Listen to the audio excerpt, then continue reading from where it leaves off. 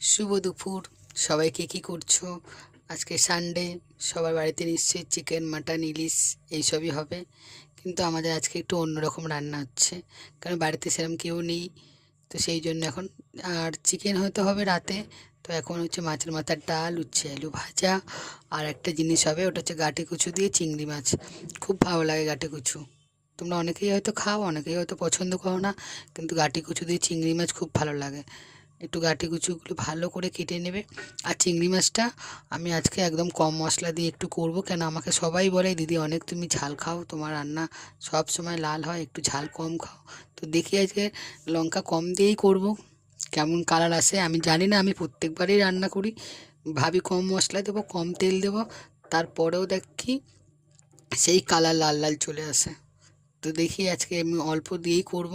আর অবশ্যই গাঁটি কচু আলু যখনই রান্না করবে তোমরা বাড়িতে একটু গরম জল ব্যবহার করবে, তাহলে গাঁটি কচুটা সিদ্ধও হবে আর প্লাস হচ্ছে তরকারির স্বাদটা বাড়ে। একটু গরম জল দেবে, খুব ভালো লাগে। আর অবশ্যই গাঁটি কচু বলো বা যে কোনো চিংড়ি বলো, কাঁকড়া বলো, চিকেন বলো, একটু নামানোর আগে একটু ধনেপাতা ছিটিয়ে দেবে, তাহলে কি ওর সুন্দর একটা ফ্লেভার আসে। গরম মশলাও দিতে পারো, অসুবিধা নেই। তো আমাকে জানিও আমার গাঁটি কচুর তরকারিটা কেমন হলো। চলো, সবাই খুব ভালো থেকো। চলো, আবার দেখা হবে।